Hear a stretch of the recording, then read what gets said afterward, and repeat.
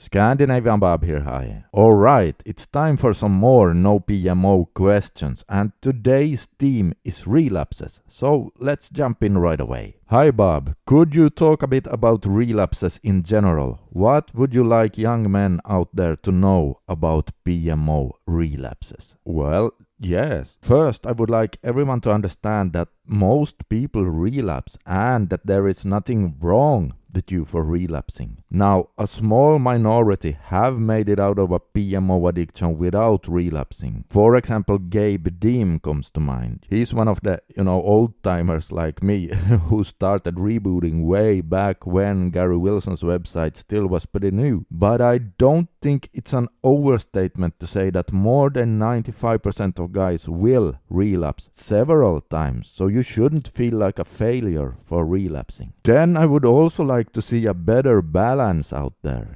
Some people really beat themselves up after a relapse, and I wish guys would stop doing that because, it's not helpful, not in the least. However, and here's where the balance comes in, at the same time, I would also like to see them taking rebooting more seriously. And by that, I mean that so many guys just go until they relapse and then they try to beat their record, but they don't actually take the time to sit down and plan how to break their record. They just hope that they will be able to make it longer this time. But hoping isn't enough, which leads me to the next question here. Hi Bob, in some of your videos you have talked about journaling. Just exactly how could journaling help me with relapses? Yeah, so it helps in many ways because you get to know yourself and the patterns leading up to a relapse. This is especially true with emotional patterns that can otherwise be a bit tricky to recognize. But even other more simple patterns. By writing things down, it doesn't take long before you start to come up with rules for yourself to get around those relapsing patterns. Like, for example, you notice where you relapse most often and when you relapse, as in the time of the day, and then what steps that led up to the relapse. Maybe you always relapse in your bedroom with your phone, and so you come up with the rule, no phone in the bedroom for your first 90 days of rebooting, no matter what. And perhaps you start noticing that 95% of the times it happens when you aimlessly surf the web just for recreation, and that it tends to happen whenever you do it for more than an hour. Well, in your case then, I would set a golden rule of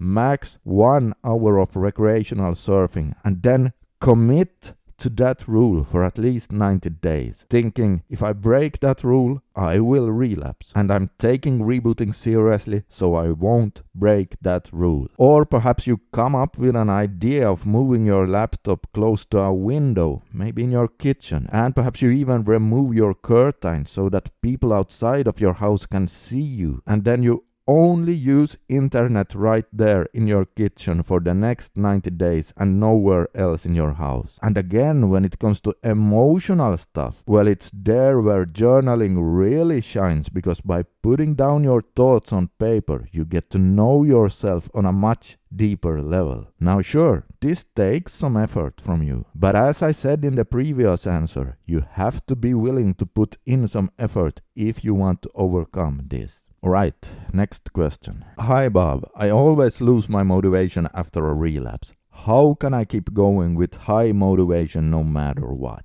Yeah, we often do lose our motivation after a relapse, but the truth is we can't rely on motivation because 99% of us are just not going to be motivated every single hour of the week. So motivation is overrated. Now, it's not like I'm against motivation. If we happen to have it, then great. But we have to be able to keep going on days that we feel low as well. Those darker days, because they will come. This is best done by smart planning and not setting the bar too high for you so that you will be able to achieve your rules and your plan, even on those bad days, and by doing so you still get to collect those small wins that we need in order to keep going. You know, some guys make a rebooting plan for themselves when they are highly motivated and they set, for example, 5 really difficult things they need to do every single day, from a 1-hour run to 2 cold showers or 1-hour meditation and so on, not realizing that there will be days when they feel so low that they won't be able to do all of those things. So it's better for you to focus on the rules that I talked about in the previous answer, you know, the ones you do to avoid relapses, because they are the most important ones. And in addition to those, you just set very easy daily goals in the beginning, like for example, I only need to exercise for 5 minutes. Now, if you feel like doing more than that, then do so. But if not, that's okay, and you can finish there, because you can always muster up the energy to do it for 5 minutes. And by setting small rules like this, you avoid breaking them. And that's the key right there. If there ever was a secret to motivation, that would be the secret right there. To not break the rules you set for yourself. Because more often than not, motivation comes after you started,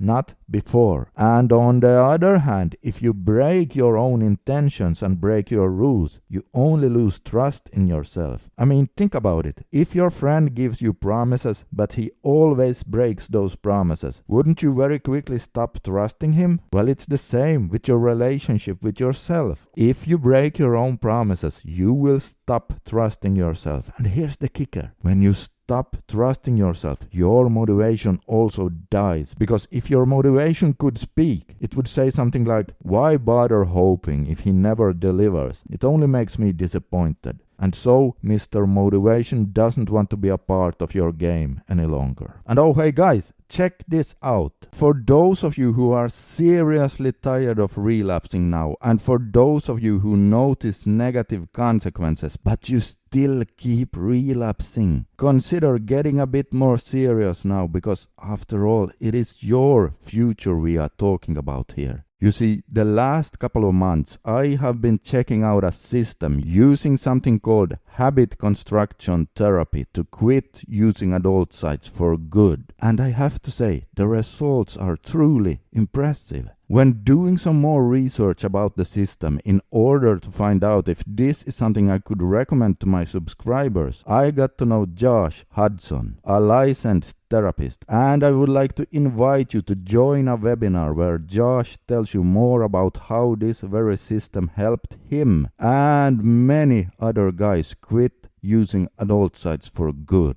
Now, Josh is the real deal. I'm happy I got to know him, and his system is actually so good that I decided to become an affiliate for it. It is the best system you can currently find out there, and I can highly recommend it to you. But I have to tell you though, this is not something for you if you are just doing NoFap like a cool challenge, like for example to get a deeper voice and stuff like that. No, it is for guys that are sick and tired of relapsing and really want to quit once and for all and improve their lives. So if that's you, then I invite you to join the webinar. Just click the link under this video where it says webinar and it'll take you there.